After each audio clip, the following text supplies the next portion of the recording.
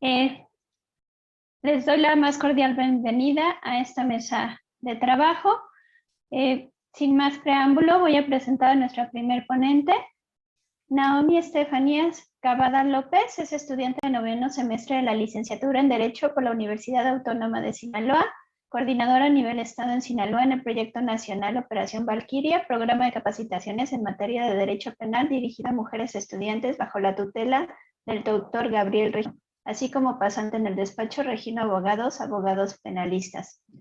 Es voluntaria en el área jurídica de colectivos por la defensa de los derechos de las mujeres en su estado. Asimismo, participó en el verano de la investigación científica y tecnológica del Pacífico en los años 2020 y 2021, con investigaciones enfocadas a la perspectiva de género, tema en que centra su interés y de donde surge su investigación sobre reparación del daño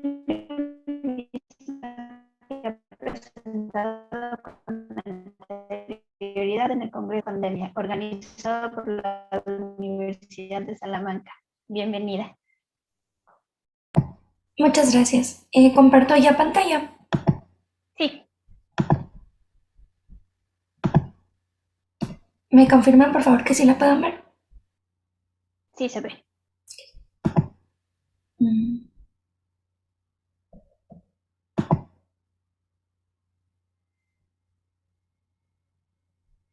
Ok, bueno, comencemos.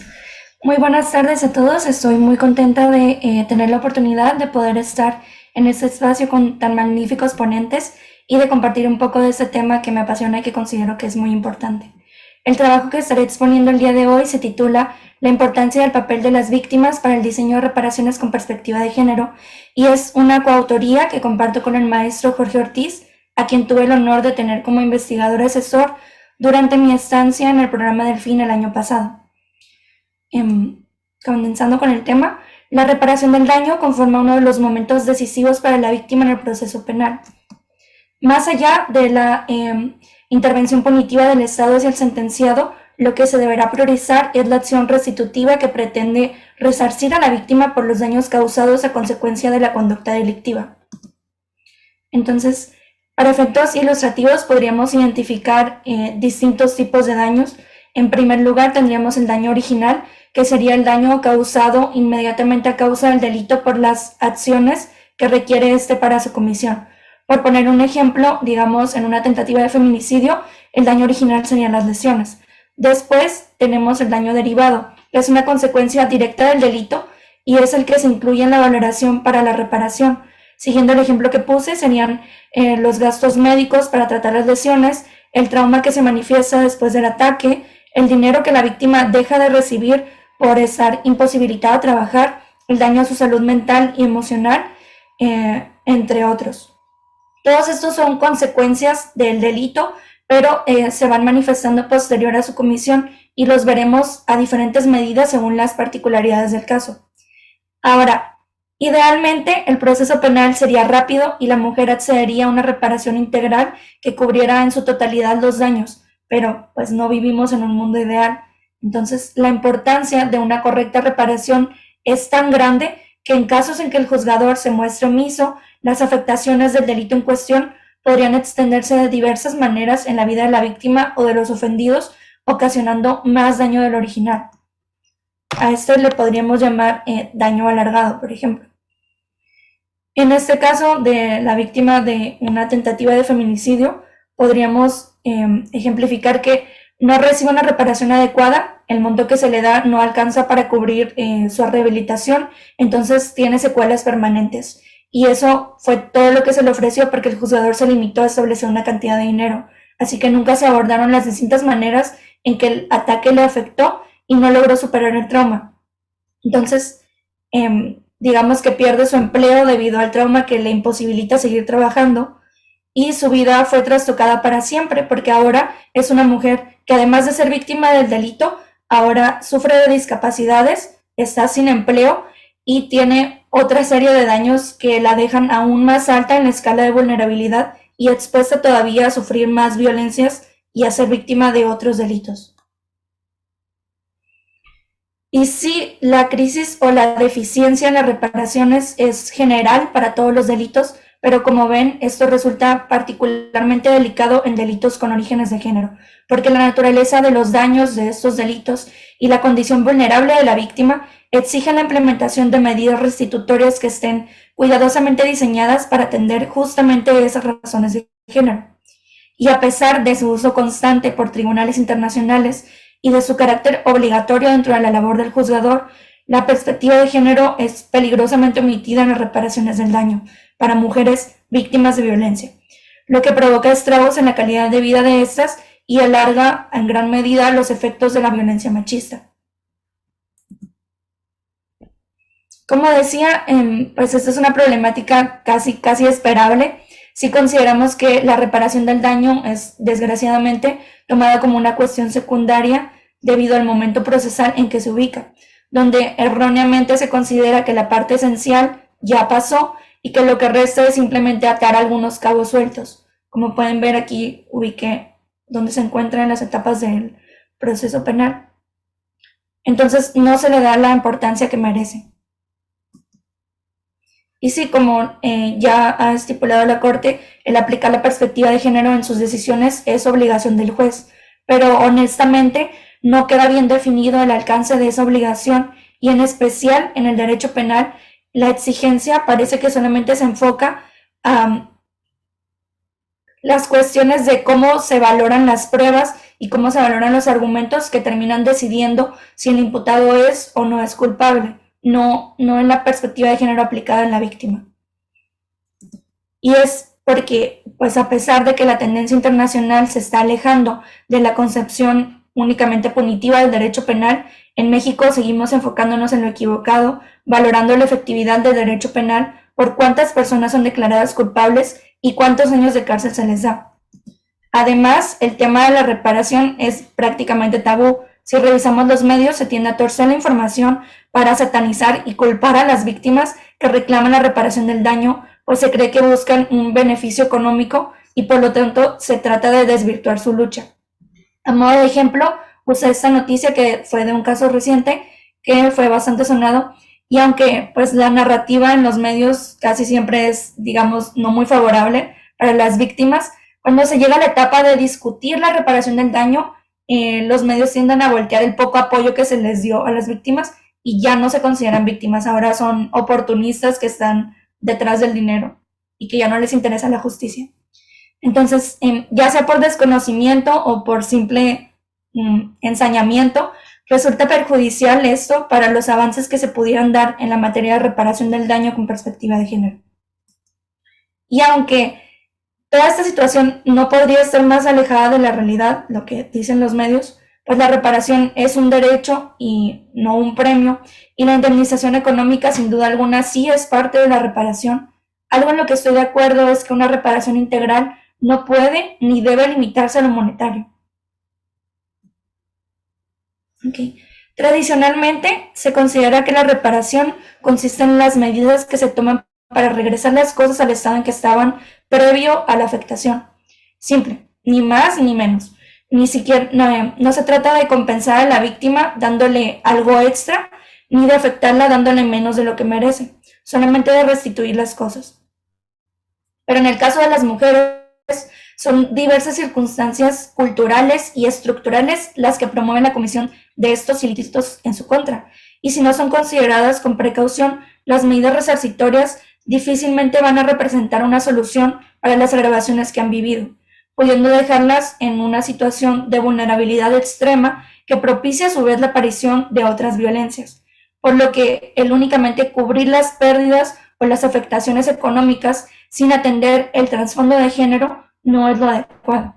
Y como vemos aquí, la propia Ley General de Víctimas reconoce de la misma forma el derecho de las víctimas a recibir reparaciones de una manera plena, diferenciada, transformadora, integral y efectiva por el daño que han sufrido consecuencia de un delito o hecho victimizante. Esta palabra, transformadora, ha sido incluida en las reparaciones de la Corte Interamericana en los casos Atala Rifo y Niñas versus Chile y en el caso Campo Algodonero, y fue acuñada por los autores colombianos Rodrigo Primi y María Paula Zafón, quienes refieren que Las distintas medidas reparatorias pueden tener un enfoque o una vocación transformadora en la medida en que con la reparación del daño busquen a un mismo tiempo transformar las relaciones de poder y las desigualdades que favorecieron la comisión del crimen, que es justamente lo que se necesita. Veamos entonces cuál es la diferencia entre las reparaciones con vocación transformadora y las reparaciones que carecen de ella.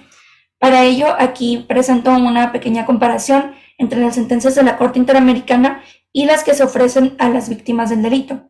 Por un lado, tenemos medidas que van dirigidas a atender el trasfondo de género de los ataques, que recordemos que como característica principal de este tipo de delitos tienen la desigualdad de poder entre la víctima y el agresor, desigualdad que se intensifica muchísimo más al momento de la agresión, pues por su naturaleza siempre involucra el despojar a la víctima del poco poder que le queda por ser, por su naturaleza, un delito de odio. Y por el otro lado tenemos solamente el monto económico que se les da a las víctimas, que cuando se les paga, porque en muchos casos eso es otro calvario, el que se les pague, ni siquiera cubre de manera satisfactoria lo más básico, que a mi parecer serían los gastos médicos en su totalidad. Mucho menos representa una medida transformadora para las violencias estructurales de la víctima. Al contrario, es un retroceso en su empoderamiento, a falta de una palabra mejor. Y podremos pensar, pero es que unas son sentencias de una Corte Internacional dirigida a estados por las violaciones que estos cometen a derechos humanos, y las otras son reparaciones para individuos. Y sí, coincido totalmente. Pero, ¿esto es verdaderamente lo mejor que se les puede ofrecer a las víctimas? ¿O hay alguna manera de abordar esta carencia en nuestro derecho penal y ofrecer verdaderas reparaciones integrales y transformadoras que no impliquen un abuso en contra del sentenciado? Creo fervientemente que sí la hay y que estamos obligados a obtenerla. ¿De qué manera logramos esto? ¿Cuál es la clave para reparaciones efectivas? Seguramente no es sorpresa porque es el título de mi ponencia, pero es la víctima. La Asociación Civil X Justicia para las Mujeres publicó hace unos años una metodología para el análisis de las decisiones jurisdiccionales desde la perspectiva de género, donde se incluyen estos lineamientos que ven en pantalla para determinar si una reparación fue diseñada con perspectiva de género. Tenemos el dictar medidas que busquen la reparación integral que transformen las desigualdades identificadas, el dictar considerando el impacto de género en las medidas y el tomar en cuenta los intereses y necesidades de la persona afectada. Este último punto es el que resulta clave para lo que buscamos. La violencia de género se caracteriza, como ya lo dije antes, por el despojo de poder, por lo que el incluir a la víctima en el diseño de sus reparaciones, el permitirle pedir lo que verdaderamente necesita, el dejar que sea escuchada, es en sí misma una medida reparatoria. Es el inicio para lograr reparaciones efectivas y transformadoras.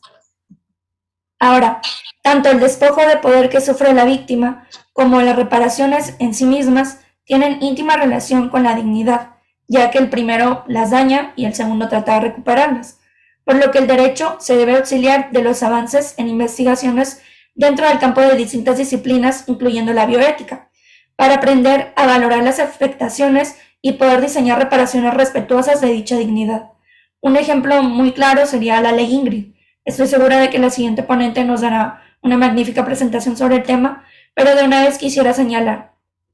Una vez que el derecho considera esta conducta, que la tipifica, ¿cómo debería repararla? Una violación tan grande a la dignidad, ¿de qué manera podemos comenzar a revertir el daño que se realizó? Sería todo por mi parte. Muchas gracias.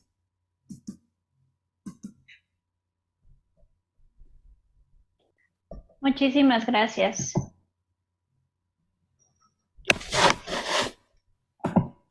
Vamos a continuar con las presentaciones. Si quieren escribir sus preguntas, lo pueden ir haciendo para al final nuestros expositores las pueden ir contestando.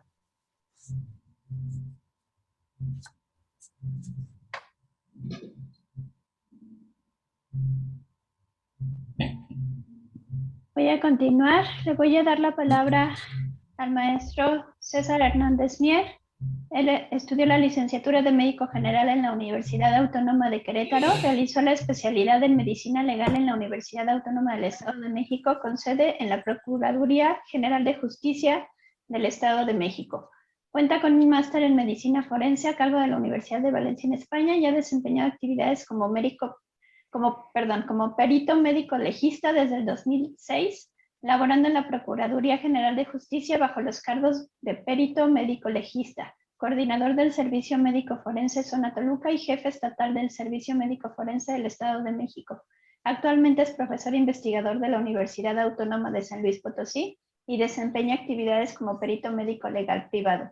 Sus líneas de investigación se centran en temas relacionados a la medicina legal y la responsabilidad médica. Adelante.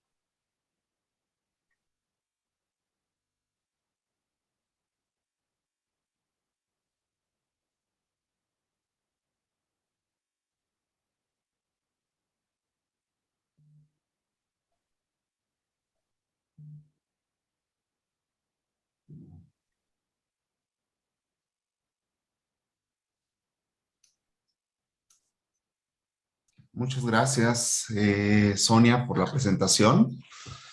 Muy buenas tardes a todos y muchísimas gracias a los organizadores por permitirme platicar un tema que considero que se vuelve muy importante y prioritario. Obviamente todos los temas son prioritarios, pero ya lo comentaba Naomi en palabras previas. La reparación del daño es uno de los elementos que ha sido descuidado de manera más importante, por llamarlo de esta manera. Y precisamente aquí lo vamos a abordar desde el punto de vista de la búsqueda de personas desaparecidas. Sabemos que la problemática de las personas desaparecidas en México pues también representa un problema prioritario, no es una situación breve, no es una cuestión menor, es un problema gravísimo, tan es así que tenemos un número descomunal de personas desaparecidas. Si somos estrictos, estamos hablando que en términos de un año, del 2020 al 2021, tenemos 20,000 personas desaparecidas más simplemente en números. Y eso hablando de las personas registradas, de las cifras. La realidad es que las cifras en México siempre, cuando hablamos de delitos y hablamos de problemáticas sociales, pues son bastante erróneas y la verdad es que no representan la problemática que existe a nivel nacional, ¿no? Y obviamente esto no solamente genera víctimas directas, genera una gran cantidad de víctimas indirectas y víctimas potenciales, que también muchas veces no son cuantificadas. Generando con ello, obviamente, este tipo de conductas, terrores, afección a la dignidad de las personas, afección a las víctimas directas, indirectas, potenciales, las familias y la sociedad. Es por ello que, bueno, pues se vuelve importante que en todo proceso de búsqueda, localización, identificación, se aborde este tema, como ya se comentaba, con un enfoque diferenciado y especializado, considerando obviamente todos los aspectos emocionales, culturales, religiosos y las mismas creencias en las cuales se encuentra envuelta la familia, las víctimas propiamente de esta persona desaparecida. Y es claro que obviamente la dignidad, el respeto a la dignidad de las familias, el respeto a la dignidad de la persona desaparecida se vuelve un elemento valiosísimo. Y obviamente pues tenemos la entrega del cuerpo o los restos humanos que en su momento, en caso de que llegaran a ser localizados, obviamente, el proceso de entrega digna también es parte de este respeto a la dignidad. Y por supuesto, estoy convencido de que sería un elemento que terminaría por contribuir a la reconciliación y a la mitigación parcial de los dolores que se generan, obviamente, ante la pérdida de un ser querido. Esto entendido que, bueno, todo contribuye, por llamarlo de esta manera, ¿no? Y este sería un eslabón adicional en esa contribución. Primero que nada, tenemos que reconocer que México tiene poca, escasa o prácticamente casi nula legislación que aborde de manera adecuada, ¿ok? De manera adecuada, el aspecto de dignidad. Realmente es poco lo que tenemos con respecto a la dignidad y más cuando se habla de un enfoque específicamente en personas desaparecidas. ¿Y por qué les digo esto? Porque haciendo una revisión de lo que es la legislación mexicana, pues podemos reconocer que la Ley General de Víctimas, sí, en su artículo 5, habla de la dignidad humana. Dice que es un valor, principio, derecho fundamental y base de todos los demás, que implica la comprensión de la persona como titular y sujeto de derechos, y a no objeto de violencia o atribuciones por parte del Estado o los particulares. Dice que la dignidad humana, ¿okay? Están obligadas todo el Estado a respetar en todo momento, ¿no? A darle autonomía, a considerarla y tratarla con un fin adecuado, ¿no? Y dice que igualmente todas las autoridades están obligadas a garantizar que no se vea disminuido al mínimo, ¿ok? Así también como habla de que esto en función de derechos humanos reconocidos en la Constitución y tratados internacionales y que el Estado mexicano es parte y firmante. Bueno, está perfecto. Sin embargo, si nos damos cuenta, en este momento podemos ver cómo no queda claro cuándo empieza y cuándo termina la dignidad humana. No hay un elemento que esté definido en la ley cuándo ficha, cuándo termina. Y eso es una de las problemáticas importantes, porque estamos hablando de que la dignidad humana, estamos hablando de una persona que en este momento desapareció, ¿no? Y obviamente cuando hablamos de desapariciones, cuando hablamos de desaparición forzada específicamente, pues sabemos que son sucesos traumáticos que muchas veces ponen en peligro la vida, la integridad, que son generando emociones de terror, de indefensión, humillación, de quiebra de las sensaciones de seguridad y confianza de los seres humanos. Eso lo reconocemos. Y Echeburao lo refiere, ¿no? Entonces, por esa razón tenemos que reconocer que la situación que se presenta y las situaciones que vive la persona que fue desaparecida y las víctimas, pues obviamente estamos hablando de un suceso de desconfianza, sentimientos de indefensión, deterioro de autoestima, hostilidad, agresividad, cambios drásticos del estilo de vida, ¿no? No es parte de ello, de lo que está envuelto alrededor de una desaparición.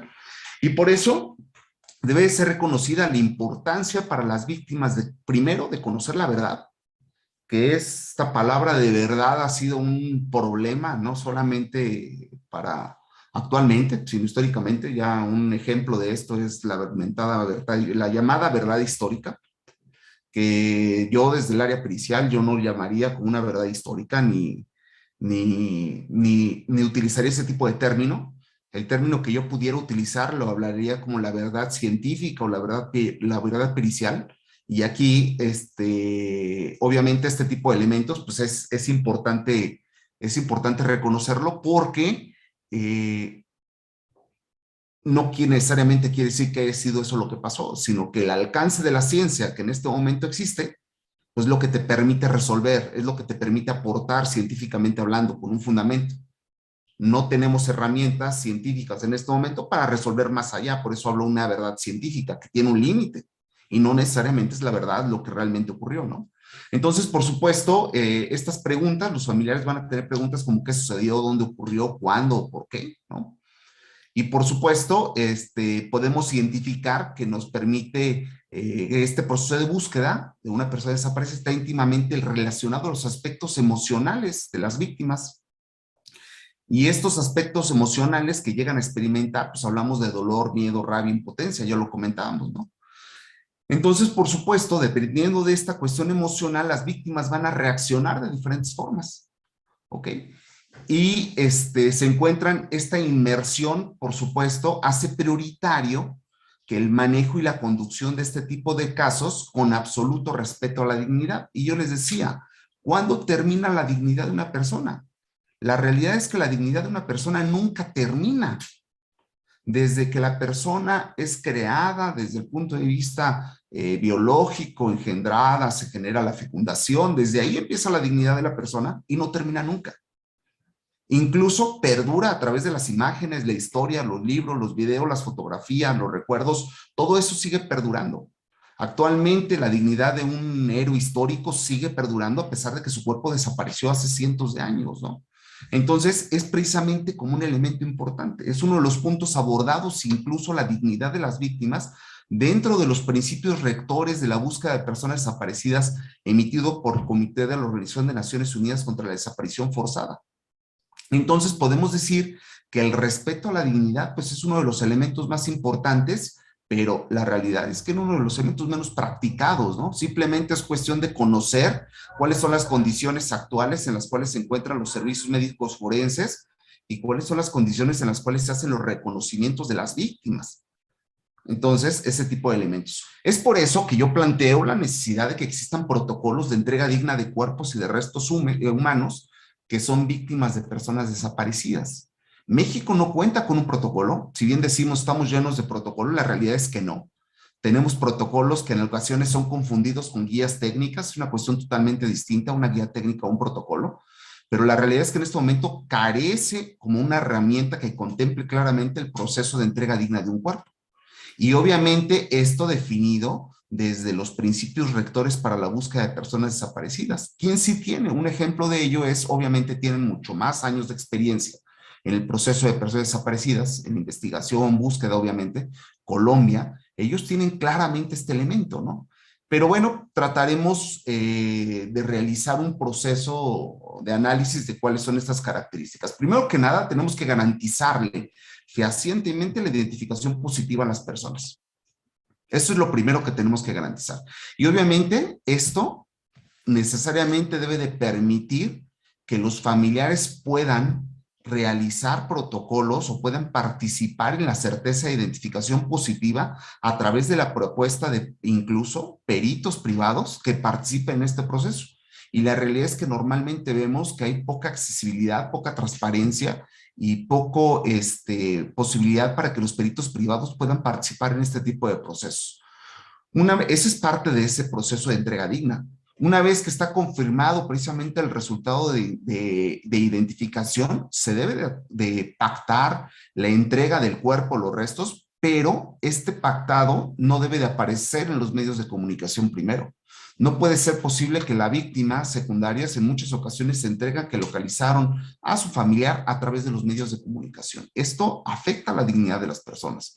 Por supuesto, la participación de los familiares debe de ser central y debe de estar con un enfoque diferenciado. ¿Diferenciado en qué? Sí, obviamente diferenciado, por supuesto, en género, pero no solamente eso. Tenemos que tener un enfoque diferenciado en creencias religiosas, culturales, costumbres de la propia persona, para que esto pueda ejercer los derechos, pueda cumplir obviamente con los derechos a la dignidad que estábamos revisando. Y les debe permitir al familiar que puedan revisar y analizar todos los dictámenes emitidos para cuestiones de identificación. Obviamente, durante todo este proceso, las personas deben de tener un acompañamiento tanto psicológico como jurídico, como si tenemos ese respaldo en la Ley General de Víctimas, ¿no? Que sí establece este tipo de cuestiones. ¿Por qué hablamos tanto del enfoque diferenciado? ¿Por qué se habla tanto de este enfoque diferenciado o especializado? ¿A qué se refiere? Vean, no es un elemento solamente de género, va más allá. Actualmente es una situación de características particulares, de situación de vulnerabilidad en razón de edad, sí de género, obviamente, preferencias, orientación sexual, etnia, condiciones de discapacidad, entre otros, incluso lo que ya veíamos, creencias, jóvenes, mujeres, adultos mayores, personas en situación de discapacidad, miembros de pueblos indígenas, son personas que están en riesgo, obviamente. Y este tipo de enfoque es muy importante que se le da. Sí lo toma la Ley General de Víctimas, pero como les comentaba, no tenemos este proceso. Una vez que se tiene confirmado precisamente la identidad, se debe de pactar con la familia dónde quieren que sea el proceso de entrega, la ceremonia de entrega, porque no es un proceso donde van al servicio médico forense y se les entregan los restos o el cuerpo sin ningún evento como tal. Se tiene que hacer un proceso, una ceremonia de entrega que puede ser público o privada, que quede claro. Pero debe de haber una ceremonia como tal en el cual se haga este proceso. En esta ceremonia debe de ser pactada cómo se desea que sea la ceremonia con los familiares lo dictan cómo debe de ser, en dónde quieren que esté y en presencia de quiénes. Obviamente en este proceso de entrega se les hace el primer elemento, se les muestran los restos, un experto forense debe de hacer la entrega de los restos y mostrarlos para posteriormente hacer el sellado de la urna o de la sepultura. Se hace entrega de la documentación que incluye los datos de identificación, la certificación de defunción, el acta de defunción como elementos y obviamente todo esto, como lo comenté, en total apoyo tanto psicológico como jurídico, para posteriormente, con infraestructura propia del Estado, se apoye para la realización del cuerpo al lugar donde desea ser inhumado, velado o depositado. Entonces, ya para terminar, como conclusión, podemos decir, comprender que el entorno emocional, cultural y religioso es un elemento muy importante.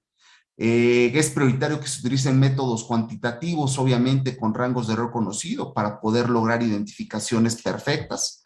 Y por supuesto, en México se carece un protocolo que establezca estos elementos. ¿Qué pasa si no tenemos protocolos? Todos actúan diferente. Como todos actuamos de forma diferente, se genera obviamente una situación en la cual no respetamos la dignidad de las personas desaparecidas, generando obviamente que no se mitigue de forma parcial, por lo menos el dolor que fue generado hacia las familiares. Entonces, bueno, creo que este protocolo o este tipo de elementos lo que busca es una reconciliación y una búsqueda de la paz de las personas desaparecidas, de las víctimas primarias, víctimas secundarias y víctimas potenciales. Muchísimas gracias. Me permito presentar a ustedes a la licenciada Vanessa Espinosa de la Rosa. Ella es parte de la primera generación de egresados de la licenciatura en Ciencia Forense de la UNAM. Cursó el programa de verano de Criminología y Justicia Penal en King's College of London. Perteneció 5 años a la organización de jóvenes IESEC, participando en la creación e implementación de los proyectos sociales enfocados en los Objetivos de Desarrollo Sostenible de la ONU. Fue directora nacional de Desarrollo Social de IESEC en Chile durante 2018 y 2019. En esta ocasión nos presentará el tema La perspectiva bioética de la dignidad humana para prevenir su vulneración por la publicación de fotografías de cadáveres en la nota roja. Escuchémoslas con atención, por favor. Adelante. Bueno, gracias. Buenas tardes. Les voy a compartir súper rápido mi pantalla. Ahí, creo que sí. ¿Alguien me puede confirmar si la ven? Creo que sí. Primero quiero agradecer, muchas gracias. Primero quiero agradecer igual el espacio por parte de los organizadores a esta mesa y también a pues, los dos ponentes anteriores, ya que igual escuchando sus ponencias estuve de acuerdo en varias de las cosas que dijeron e incluso se relaciona bastante con lo que pues, les voy a presentar. Yo les voy a presentar una pequeña parte de lo que fue mi investigación de tesis y pues mi directora de tesis fue la doctora Fernández Altune de la Facultad de Medicina. Como tal, el planteamiento del problema que yo establecí fue que las publicaciones de fotografías de personas fallecidas en presuntos hechos delictivos en periódicos de nota roja no suelen preservar a la dignidad humana y en muchas ocasiones pueden terminar también en violaciones a derechos humanos y violaciones a principios éticos. Bueno, es importante que aquí yo delimité el hecho de enfocarme solamente en las fotografías y no como tal toda la información. A veces se publican también videos y en personas fallecidas, porque también hay víctimas que con vida deciden hacer sus casos mediáticos para llamar la atención de las autoridades. Y también, pues en realidad me enfoqué solamente en los periódicos, aunque actualmente también existe pues esta parte de redes sociales, noticieros en línea, pero me enfoqué en la parte de periódicos y periódicos en línea. Como tal, el tema suele platicarse o abrir un debate en áreas como el periodismo o en el ámbito jurídico. Sin embargo, pocas veces he escuchado yo realmente este debate específicamente desde la perspectiva bioética y desde la perspectiva de la ciencia forense. También se dice que muchas veces estas publicaciones se continúan dando porque no se puede delimitar el derecho a la información, el derecho a la libertad de expresión, y pues como ya les mencioné, hay varias herramientas dentro del ámbito jurídico que se han establecido para tratar de prevenir que sigan existiendo estas publicaciones. El objetivo general que yo planteé en mi investigación fue identificar la perspectiva bioética de la dignidad humana para prevenir su vulneración por la publicación de fotografías de cadáveres en la nota roja. Yo planteé 5 objetivos específicos, entre ellos fue exponer el desarrollo de la nota roja en México, presentar la evolución de la ciencia forense enfocada en la fotografía forense, reconocer los conceptos de dignidad humana y personalidad jurídica en distintas herramientas, delimitar precisamente cuáles son los conceptos éticos y bioéticos que se emplean para preservar la dignidad humana en cadáveres. Y pues la parte más amplia también fue analizar esta perspectiva bioética de la dignidad humana, pero de manera más puntual desde los principios de vulnerabilidad y autonomía. Bueno, empezando con esta parte de la nota roja, como antecedente se tiene una ilustración realizada por Manuel Caballero en 1890, que él al hacer la noticia ilustró una persona que había sido víctima de homicidio, simulando también unas gotas de sangre y sí coloreó esta parte de la sangre de color rojo. Y de ahí proviene realmente este término de nota roja, ya que en otros países no es tan popular decir como tal nota roja, sino se relaciona más con términos como amarillismo o sensacionalismo, pero el origen de este término sí viene de México. También es importante remarcar que como tal la nota roja no es un género periodístico. Los géneros periodísticos se pueden dividir en informativos y opinativos. Dentro de los informativos está la noticia y ahí es donde pues cabe esta parte de la nota roja, que es una forma en la que se transmiten estas noticias. La consolidación de la nota roja como tal se dio a través de todo un siglo, del siglo XX. Algunas de las cosas que influyeron en esto fue que José Guadalupe Posada empezó a ilustrar también estas noticias en gaceteros, y pues él es tan famoso y tan popular sus ilustraciones que es incluso a quien conocemos hoy en día como el autor o el creador de la figura de la Catrina que usamos mucho en Día de Muertos. Pero en aquel entonces él ilustraba también noticias y específicamente también de homicidio.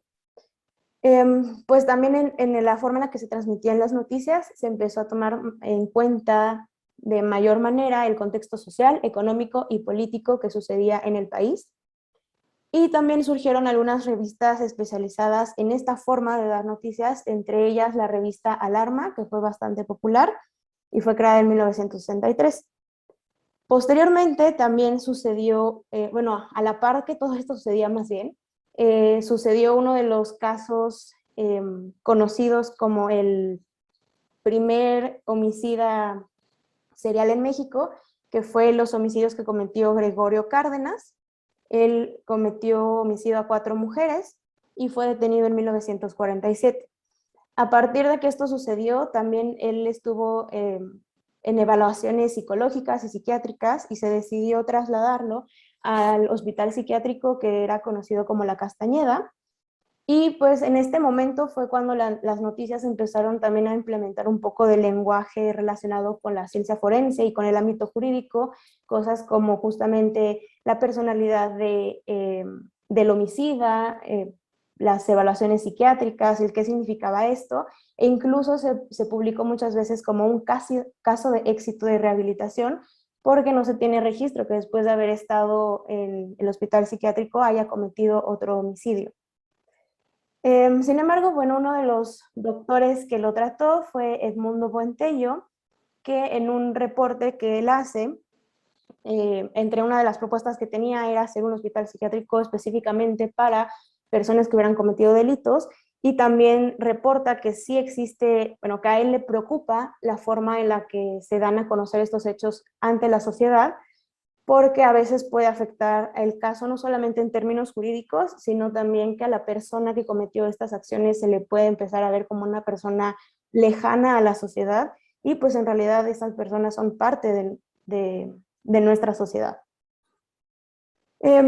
Posteriormente la nota roja pues empezó a tener ganancias monetarias y se empezó a ver más como un negocio e incluso como parte de entretenimiento, y actualmente existen entre varios otros algunos periódicos que publican con más frecuencia este estilo de dar noticias, que son La Prensa, El Gráfico y Metro.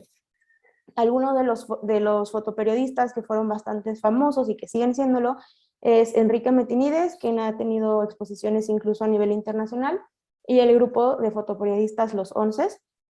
También es importante remarcar que a partir del 2000, e incluso un poco antes, se empezó a hacer también más popular este término de modus operandi, y dos de los casos que también fueron bastante comunes y donde se usó mucho este término fue el caso de Raúl Ociel y también conocido como el sádico en la prensa, lo nombraron así, y Juana Barraza, que fue nombrada por la prensa como la Mataviejitas. Ambas personas fueron detenidas en el 2006. Y bueno, para este punto, a principios del año 2000, ya era bastante notorio que la nota roja sí tenía ciertas características, a pesar de no ser como tal un género, y también se le conocen como operaciones discursivas. Entre ellas, pues es justamente el tipo de lenguaje que utilizan, que debe ser sencillo de entender, pero al mismo tiempo tener ciertas expresiones como que puedan llamar la atención, que sean un tanto escandalosas y que además en muchas ocasiones pues sí tienen que ver con esta parte de términos forenses que a veces se usan de manera indiscriminada en las noticias. También, bueno, en realidad los casos de feminicidios no eran un foco de la nota roja hasta que sucedió, como ya mencionó Naomi anteriormente, los casos de desapariciones y homicidios en Ciudad Juárez, y también cuando se llevaron algunos casos a la Corte Interamericana de Derechos Humanos. Y algunas de las resoluciones en las que se tuvieron fueron la tipificación del feminicidio, que sucedió en el 2011 en la Ciudad de México y en el 2012 en el Código Penal Federal. También ya mencionaron un poco respecto a la ley Ingrid o sobre este caso. Para quienes no sepan, pues es uno de los feminicidios que más se ha hablado en los últimos años, precisamente porque la distribución de las fotografías de su cuerpo fue bastante amplia, no solamente por medios, sino también por redes sociales. Y un año después de su feminicidio se agregó una fracción, la fracción quater, al artículo 293 dentro de los delitos en el ámbito de procuración de justicia, para tratar de prevenir de alguna forma que esto volviera a suceder. Sin embargo, dentro del debate tampoco se estableció pues justamente términos como dignidad de la mujer, vulnerabilidad, autonomía, y además este delito pues está tipificado únicamente para servidores públicos, lo cual excluye también a quienes tienen ganancias de estas fotografías y la distribución de estas fotografías, como son los responsables de medios de comunicación. A pesar de que la nota roja es una de las formas en las que más se dan a conocer los hechos delictivos, también hay otras propuestas para concientizar a la sociedad sobre lo que sucede en el país. Algunas de ellas son reflexiones desde el arte, otras son desde la investigación y otras desde el periodismo. Desde la parte del periodismo se ha tratado también, pues hay quienes dan capacitaciones para tratar de que esta revictimización tampoco suceda.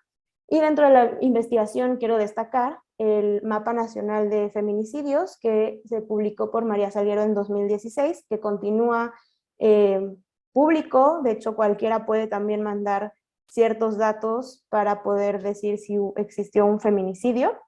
Pero bueno, ella sacaba todos sus datos de los periódicos de nota roja y fue así como empezó a contabilizar los feminicidios. Justamente a partir de notar ella la problemática de no tener un número muy específico respecto al número de feminicidios, decidió empezar a hacer esto. Bueno, la ciencia forense como tal tiene distintas definiciones, yo retomo algunas, que es pues, la ciencia de asociar personas, lugares y objetos con un lugar de investigación de un posible hecho delictivo, técnicas y principios científicos que se utilizan con este mismo fin, o adaptaciones de otras ciencias. Yo en mi investigación me enfoqué precisamente en la identificación y en la fotografía, como en un inicio empezó a ser un medio de identificación para personas que ya tenían antecedentes penales o que se les buscaba. Sin embargo, con la aparición de otros medios de identificación, como las huellas dactilares o el ADN, empezó a utilizarse más como un medio de documentación del lugar de investigación que como tal, o como un único objetivo el medio de identificación. En México, algunos de los hechos que impactaron bastante en la ciencia forense, bueno, ha sido precisamente la reforma constitucional del 2008, donde se empezó a hacer la transición al nuevo sistema de justicia penal en México. Ahí empezó a haber un poco más de interés en esta parte de estandarización, se crearon nuevas leyes, códigos, protocolos, se modificaron algunos de los instrumentos jurídicos que ya han mencionado, como la Ley General de Víctimas. Yo quiero destacar también en esto que pues empezó a tomar un poco más de relevancia en lo que es la preservación del lugar, las acciones del primer respondiente y la cadena de custodia. Tres cosas y tres puntos que impactan directamente en la nota roja y en que existan estas fotografías de víctimas que han fallecido. No necesariamente significa que alguien filtró las fotografías en ocasiones, o que a veces no se hizo al 100% el trabajo, sino que en ocasiones sí hay personas que pueden llegar al lugar antes que el primer respondiente o que las autoridades, por así decirlo, y ahí es donde a veces se toman este tipo de fotografías. Específicamente de la dignidad humana, pues sí encontré que hay diferencias desde la perspectiva bioética, desde la perspectiva del derecho. En la bioética, al ser una disciplina que viene de la ética y de la filosofía, tiene un vínculo en su origen como tal la parte religiosa y, lo divino, y esta parte del ser divino. Sin embargo, en la actualidad en la bioética se utiliza como un principio y un eje central de estudio de la disciplina. Y en el derecho, pues a partir de después de la Segunda Guerra Mundial, se determinó como un derecho humano, inherente, universal y abstracto, pero que también se concreta a partir de otros derechos. Como ya lo han mencionado también, esta parte de dignidad puede llegar a ser un poco ambigua, o hay quienes dicen como, bueno, es que ya se utiliza este concepto de una forma indistinta, tanto en la bioética como en el derecho. Sin embargo, por eso yo decidí también enfocarme en estos otros dos principios que complementan el concepto de dignidad y que a su vez también complementan la perspectiva bioética para esta problemática que yo planteé, que son pues la vulnerabilidad y la autonomía. Ambos principios bioéticos inherentes a la persona, pero bueno, con la vulnerabilidad sí se puede determinar que existen factores sociales y políticos que pueden hacer que una persona pueda ser mayor o menor vulnerable a ciertos actos, acciones o consecuencias. Y en la autonomía pues existen limitaciones que pueden ser desde la salud de la persona, limitaciones psicológicas, y en el caso más evidente para ambos principios es pues la muerte. Cuando alguien ha muerto, pues se queda en un estado vulnerable y su vulnerabilidad puede haber provocado su muerte. Y también pues es una limitación para poder consentir a cualquier tipo de acción. Por lo tanto, su autonomía también queda quebrantada. Tres casos específicos que yo quiero comentarles súper rápido son, para empezar, comúnmente en la prensa se conoció como multihomicidio de la Narvarte, donde existieron, bueno, 4 víctimas mujeres y un hombre que era defensor de derechos humanos. Las 5 personas fueron víctimas de homicidio, bueno, 4 de ellas de feminicidio. Sin embargo, no se aplicaron los protocolos de género y se distribuyeron las fotografías del lugar de investigación y también de las víctimas. Este hecho resultó en una recomendación por parte de la Comisión de Derechos Humanos de la Ciudad de México, en la cual sí se menciona como tal, como un derecho vulnerado, la honra y la dignidad. Y además también pues se recomendó que existieran mejoras de protocolos para que esto no volviera a suceder. Este multihomicidio, este hecho sucedió en el 2015.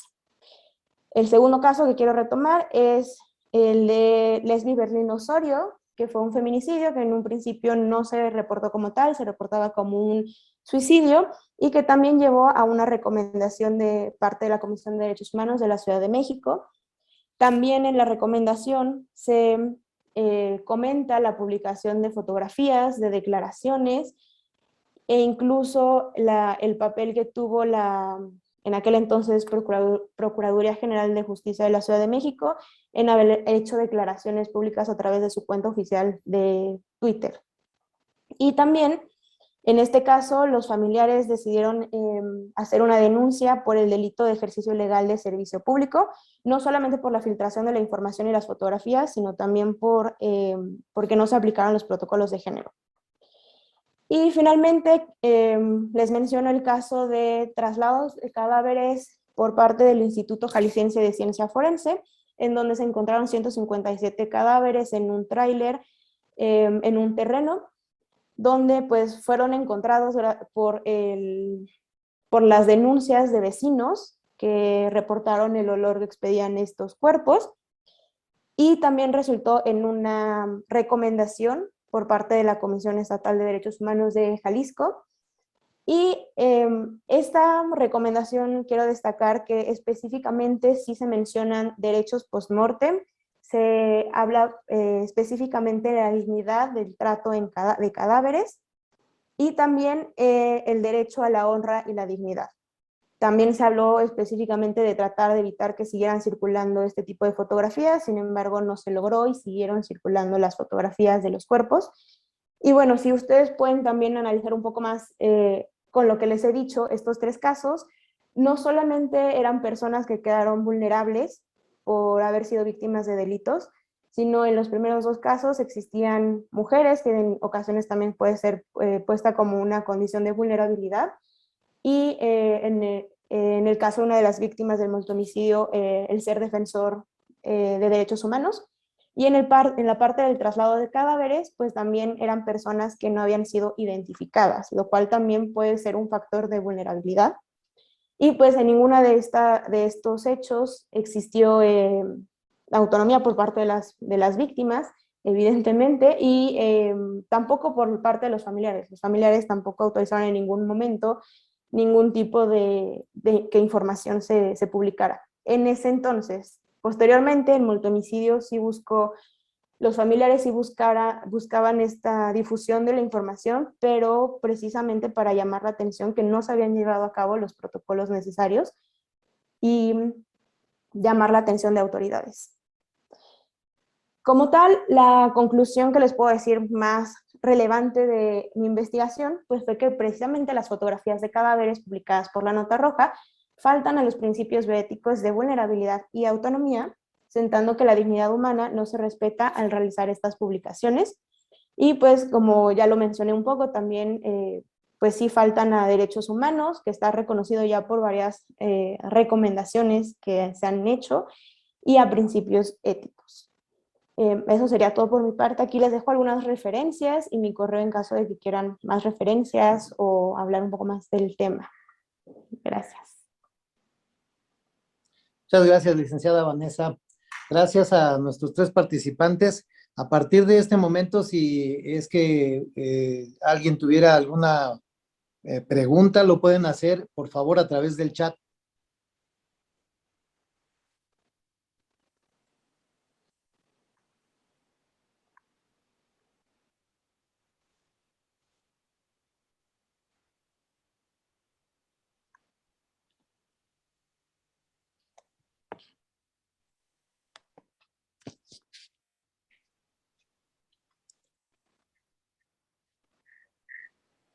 Licenciada, maestra Sonia, Dígame.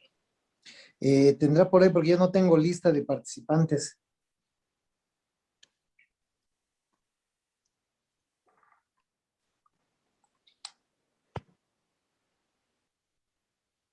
Ya.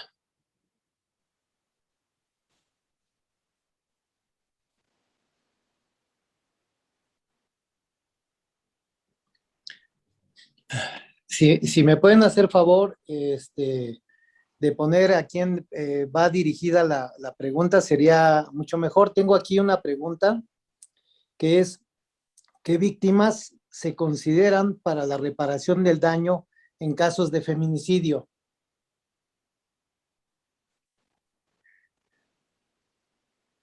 Si alguien de nuestros participantes quiere dar respuesta, adelante, por favor.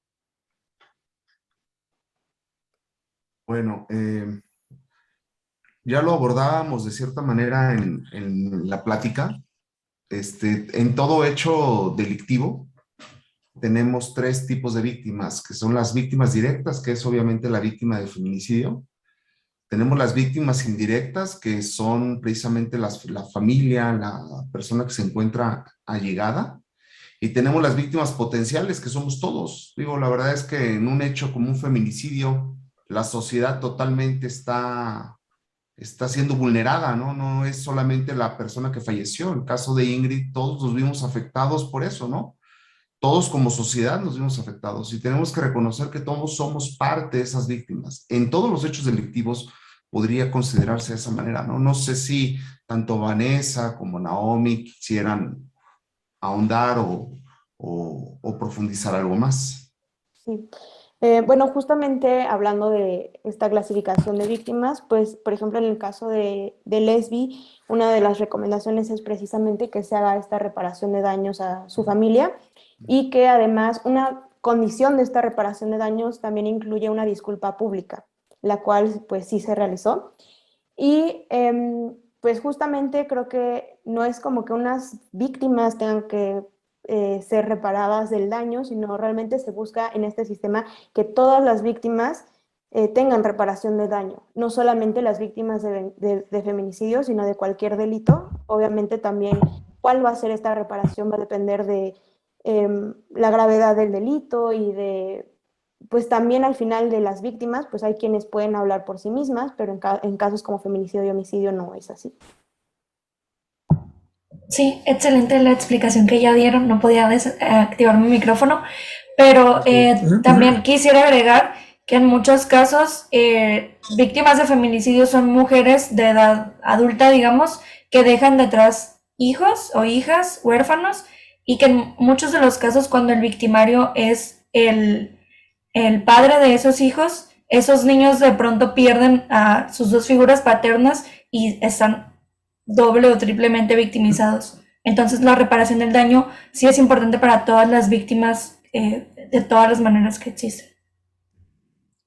Muchas gracias, licenciada. Tengo aquí otra pregunta que dice, ¿la dignidad humana póstuma es un derecho propio de la persona que falleció o de los familiares? Cualquiera de los tres, si nos hiciera favor de contestarle o darle respuesta, por favor. Sí, claro que sí. Mira, es que es como por ejemplo, es que la palabra de dignidad humana es un problema que algunos no lo manejan. Es como la verdad, el derecho a la verdad, por ejemplo, por decirlo de esta manera. El derecho a la verdad realmente no es un derecho, es una meta. O sea, queremos lograr la verdad propiamente. La dignidad humana también debemos de verla como una meta. ¿A quién le pertenece? Obviamente a la persona que falleció. Es indudable que es el tutelar de ese derecho y, sin embargo, en el momento que se ve afectado el derecho de esta persona fallecida, pues también se ven afectadas, aparecen las otras víctimas que ya comentábamos, ¿no? Entonces, no solamente el vulnerar un derecho no solamente afecta a la persona que directamente recibe el daño o el agravio, sino pues a todos, otra vez, aparecemos todos, su núcleo familiar y la sociedad en sí, ¿no?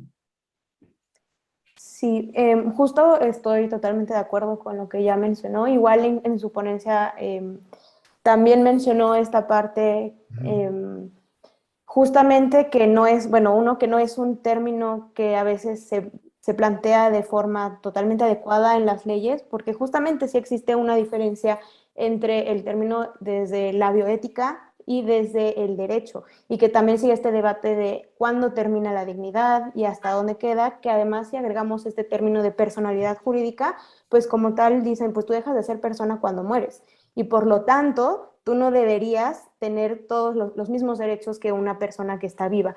Sin embargo, pues justo como les decía en las recomendaciones que yo retomé de derechos humanos, me pareció que en los últimos años sí existe una mayor conciencia sobre este tema y un mayor debate y también el querer cambiar justamente el cómo se manejan los cuerpos y cómo se trata a las víctimas también. Y como tal, pues yo también estoy de acuerdo. Sí yo lo plantearía como un derecho tal cual de la persona, no de los familiares, pero evidentemente al vulnerar a la persona que falleció, el entorno también se ve vulnerado.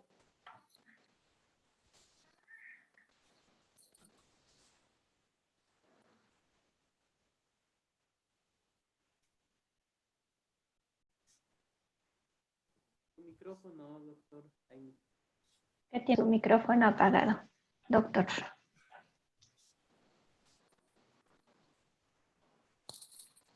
Gracias. Gracias. Dice, la Bárbara Hernández nos pregunta, ¿quién cubre la reparación del daño? ¿El Estado o agresor? ¿Y qué ocurre cuando no puede proporcionar esa reparación en todas las áreas? A mí me gustaría retomar esa pregunta. Depende, quién cubre la reparación del daño, depende si estamos hablando de un delito o si estamos hablando de una violación a derechos humanos, porque entonces el responsable cambia. Si es una violación a derechos humanos, que serían las sentencias de la Corte Interamericana, que ha retomado en distintas ocasiones la ponente Vanessa, sería el Estado el que está obligado a cubrir la reparación del daño. Y en el caso de un delito, también depende, porque sí está obligado el agresor a resarcir a la víctima del daño que le causó, pero la reparación del daño es un derecho de la víctima en sí. Entonces, en el momento en que a ella se le reconoce el carácter de víctima, tiene derecho a la reparación del daño en ocasiones independientemente de si se llega o no a la sentencia. Entonces, incluso hay mecanismos, existe creo que un fondo para obtener la reparación del daño ajeno a los procesos jurisdiccionales. Muy bien, Y ¿alguien más? Y de la segunda parte, adelante. de la segunda parte de qué ocurre cuando no pueden proporcionar esa reparación en todas las áreas, creo que se refiere como a que no se cubran en todas las medidas la reparación, pues ocurre justamente lo que mencioné en mi ponencia, que el daño se alarga porque no se repara, entonces sigue ocasionando afectaciones en la vida de la víctima durante el tiempo siguiente. Muy bien, ¿alguien más quiere abundar sobre Y nada más esa mencionar pregunta? que la reparación del Adelante. daño realmente es un elemento súper complejo. La mayor parte de las veces, como se comentó, se piensa que la reparación económica es suficiente o que es algo de presupuesto que tienen las comisiones estatales de atención a víctimas, ¿no? Sin embargo, va más allá de una remuneración económica hacia la familia, ¿no? Y se aborda obviamente la cuestión de la dignidad, es súper complejo porque cada caso debe ser individualizado. La reparación del daño de un caso de feminicidio, de violación, no es lo mismo que una desaparición forzada, son reparaciones distintas, ¿no? Son daños distintos, reparaciones distintas. Solamente como seguimiento Adelante. a su participación, creo que es muy importante porque justo cuando yo he tenido oportunidad de dar acompañamiento a víctimas en colectivos aquí en mi estado, y si hablas con las víctimas, las reparaciones que les interesan y que de verdad vienen a reparar el daño, muchas veces son cuestiones más que nada simbólicas, no son de que me hacen falta $500,000, no, son cuestiones simbólicas que son las que van a sanar de alguna manera el dolor que les provocó. Por eso me pareció muy importante su ponencia en el tema también de las víctimas indirectas, digamos, de las desapariciones forzadas. Aquí en Culiacán tenemos muchísimas desapariciones forzadas, tenemos el colectivo de Sabuesos Guerreras y es muy particular el caso de los familiares de las desapariciones forzadas porque están llevando un duelo cortado. Entonces, el hecho de su ponencia, de su tema de cómo se les entregan los restos de sus desaparecidos, esa parte simbólica viene, si se maneja correctamente, viene a ser una parte muy grande de la reparación del daño para esas personas, para superar ese duelo cortado que tienen desde hace muchos años. Muy bien, muchas gracias. Aquí tengo otra pregunta que se acompaña de algún comentario al respecto y dice, ¿se sabe si ya están creando los protocolos para manipulación y para la entrega de cadáver? Ok, en México no hay protocolos como tal que hablen de esto. Hay un grupo de servicios médicos forenses que se han unido, entre ellos Estado de México, Puebla, Ciudad de México, que son los que principalmente son más activos, los cuales han tratado de homologar en términos generales un protocolo de necropsia. Todavía no se ha publicado ni está vigente. Sin embargo, ya tuve la oportunidad de valorarlo, porque se me pidió opinión al respecto, pero desafortunadamente no manejan este aspecto de las personas desaparecidas y su manejo ético y digno. Y a nivel nacional no ocurre, porque el único trabajo que pudiera abordar esto es la Ley General de Víctimas, que no lo toma, y el otro apartado es el protocolo para el tratamiento e identificación de personas desaparecidas o sin identificación, que tampoco aborda absolutamente nada de este tipo de elementos. Entonces sí, desafortunadamente es un tema que creo que es un elemento muy importante para la reparación del daño y no ha sido abordado como protocolo, que quede claro. Esto es muy importante. No es lo mismo una guía técnica que un protocolo. Una guía técnica te dice cómo hacer las cosas. Te dice, por ejemplo, el protocolo de primer respondiente es protección de la escena del crimen. Sí, pero ¿cómo vas a dar la protección de la escena del crimen? Esa es una guía técnica. El estándar es proteger la escena del crimen. Pero dentro de los protocolos en México se ha confundido mucho. Muchos protocolos dicen, son combinaciones entre guías técnicas y protocolos. Una cosa es un estándar, otra cosa es un estándar mínimo de calidad y otra cosa es cómo hacer o cómo cumplir ese estándar mínimo de calidad. Y desafortunadamente vemos protocolos a nivel nacional atascados y confundiendo lo que es una guía técnica de lo que es un protocolo. Muy bien, muchas gracias, doctor. Yo quisiera agregar ahí que, bueno, esto es un Adelante. poco, no necesariamente es con víctimas, es más bien que, bueno, la Facultad de Medicina en la UNAM sí está creando, no es un protocolo como tal, justamente, pero ha creado el programa de donación de cuerpos, en el cual justamente pues se busca que los cuerpos con los que trabajan ya los estudiantes no sean provenientes de personas que no han sido identificadas, sino que una persona en vida pueda dar su consentimiento y que pues diga yo firmo que quiero ser parte de este programa. Entonces es un poco este cambio que sí hay de manera menos social y esta preocupación que sí existe. Muy bien, muchas gracias. Tengo una última pregunta. Dice, ¿cómo se están abordando los cambios sobre la dignidad después de la muerte? Creo que se refiere específicamente hacia los cambios en leyes o protocolos.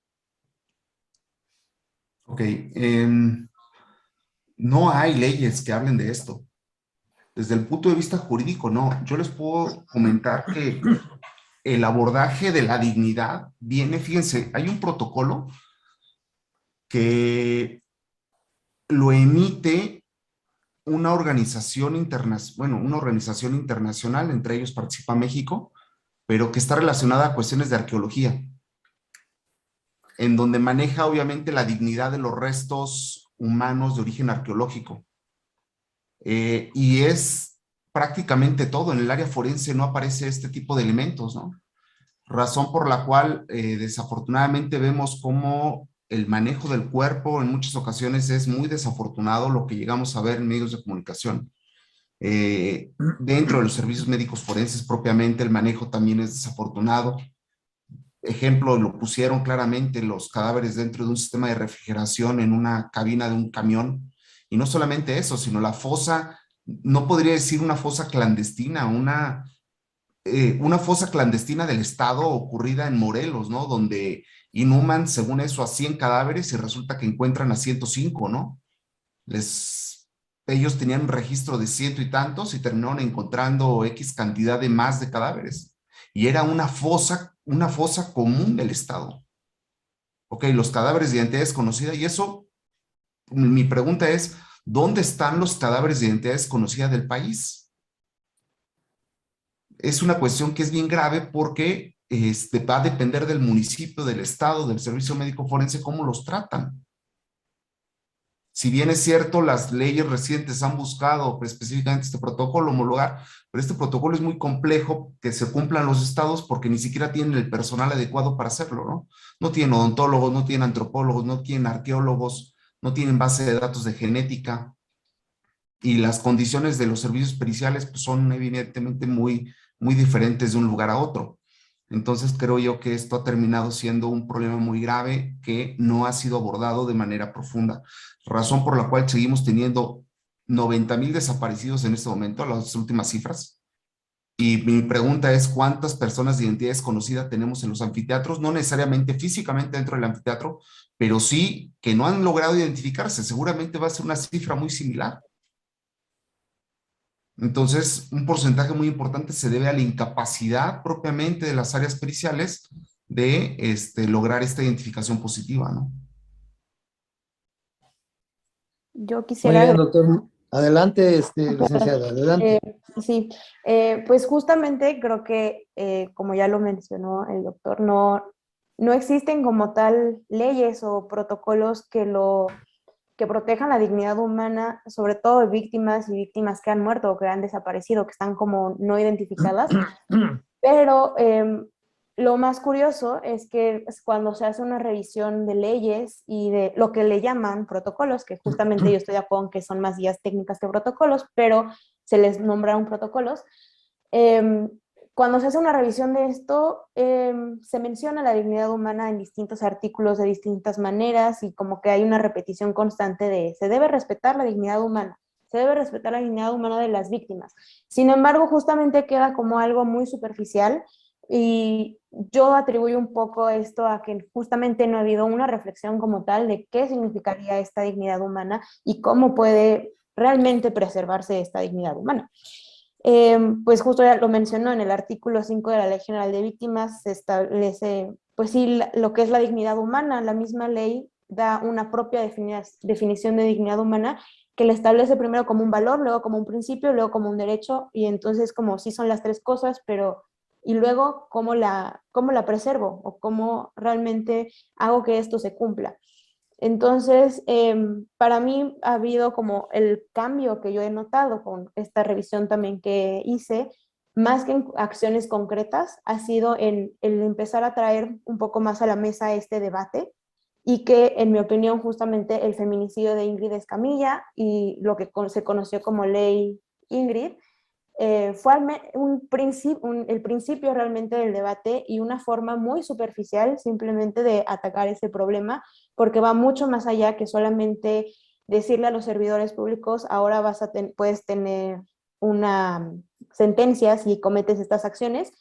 No se les ha capacitado muchas veces en cómo preservar este lugar, en cómo evitar que estas acciones sucedan, y tampoco se ha abordado en general a la sociedad dentro de este tema, que a su vez también es bastante complejo, porque no cualquiera puede decir, no, sí, su dignidad fue vulnerada, sobre todo cuando se trata de familiares y que al final lo que están, pues al final su mayor duelo es muchas veces que no está la persona que fue víctima de algún delito, en ocasiones desaparición forzada, homicidio. Entonces, ¿cómo se van a preocupar por decir, quiero que el cuerpo sea tratado de manera digna, si a veces ni siquiera se tienen que preocupar por muchas otras cosas antes? Entonces, creo que es un tema que involucra de verdad no solamente actores del sistema o víctimas, sino en la sociedad en general. Gracias, licenciada. Licenciada Vanessa, ¿tiene algún último comentario? Bueno, pues solamente que justamente en esta parte de reflexión sobre la dignidad, yo les invito a que realmente formen su opinión también respecto a lo que vemos en medios de comunicación. A veces las notas que compartimos las compartimos sin notar que existe un video de una víctima o que existen las fotografías de estas víctimas, y al final nosotros, al seguir haciéndolo, sí ayudamos a que siga ocurriendo esta vulneración de dignidad. Se puede dar la información sin necesariamente mostrar fotografías tan gráficas. Muchas gracias, licenciada Vanessa. Doctor César, un último comentario. Sí, muchas gracias, doctor Jaime. Bueno, creo que debemos de entender que las áreas periciales, la ciencia forense como tal, se encuentra en contacto estrecho con una gran cantidad de sentimientos, una gran cantidad de formas de pensar, una gran cantidad de aspectos emocionales involucrados. Y por consiguiente la realidad es que se requiere formar especialistas en ciencia forense con un alto valor ético y obviamente con un alto valor de respeto a la dignidad de las personas. No porque sea un cadáver, no porque sea una persona detenida, que probablemente es responsable de algún delito, podemos vulnerar su dignidad. Y de ahí partimos porque siguen siendo personas. Ahora, con esta resolución del Supremo Tribunal de Justicia de la Nación relacionada a la cuestión del aborto, se habla de cuándo es persona, cuándo no es persona, a partir de cuándo es persona. Y ellos hablan que, bueno, en cierta manera lo justifican de esta manera, en virtud de que es hasta que el embrión tiene capacidad de entender y comprender, se vuelve persona como tal. Sin embargo, una vez que, sin importar la fecha, en el momento en el cual decidamos que ya es una persona, esta jamás deja de existir. Porque si bien físicamente ya no se encuentra en este momento con nosotros, físicamente ya no está, sigue siendo un sujeto que está en una obra, en una escultura, en una fotografía, ¿okay? En un video. Y precisamente la memoria es uno de los elementos más importantes de la dignidad humana. Por esa razón, parte de la reparación de los daños o de estar relacionado precisamente a la memoria como tal y a una revelación de una placa en el lugar donde fallece una persona, donde fue vulnerada una persona, a una escultura. Ese tipo de elementos son muy importantes porque lo que hacen es tratar de recuperar esa dignidad que fue perdida por el sujeto, por el individuo. Entonces, bueno, a través del arte, a través de la escultura, ¿no? Creo yo que si nosotros pensamos y tratamos de formar especialistas en la ciencia forense, tenemos que pensar primero en especialistas que respeten la dignidad de las personas y obviamente que trabajen de manera ética, ¿no? Que es el elemento más importante. Doctor, muchas gracias. Licenciada Naomi, un último comentario. Sí, en seguimiento a los comentarios de los otros ponentes y muy de acuerdo con el doctor de que es importante formar profesionistas éticos. Creo que aunque son muy importantes las discusiones teóricas y que son lo que nos dan las bases para entender todos estos temas, creo que para formar profesionistas y personas éticas es lo más importante es acercarse a las víctimas. Si los estudiantes como yo que estén escuchando, si está dentro de sus posibilidades acercarse a las víctimas en colectivos, en distintas organizaciones de acompañamiento a víctimas, en mi experiencia eso ha sido el mayor crecimiento personal y profesional que he tenido oportunidad de tener y es lo que verdaderamente te ayuda porque al escuchar sus historias y escuchar la manera en la que viven los procesos es como hemos logrado cambiar las cosas para llegar a cómo está ahorita nuestro proceso penal y todo lo que tenemos y es como llegaremos a tenerlo de la manera más óptima. Muchísimas gracias, licenciada, doctor, licenciada Vanessa. Agradecemos su participación, la participación de todos ustedes. Estamos prácticamente en tiempo. Lo único que le preguntaría, maestra Sonia, respecto de las constancias de nuestros participantes. Pues muchas gracias a los tres por sus exposiciones. Las constancias se las vamos a hacer llegar por medio digital para que las tengan. Muy bien, muchísimas gracias. Muchísimas gracias, gracias a todos. Nos hemos dado cuenta de la importancia verdaderamente de este tema, de la sesión en la que están, que es bioética, y justamente todos ellos han expuesto sobre este particular de manera puntual y muy clara. Les agradecemos nuevamente su participación y quedamos a la orden en adelante. Muchísimas gracias, muy buenas tardes a todos.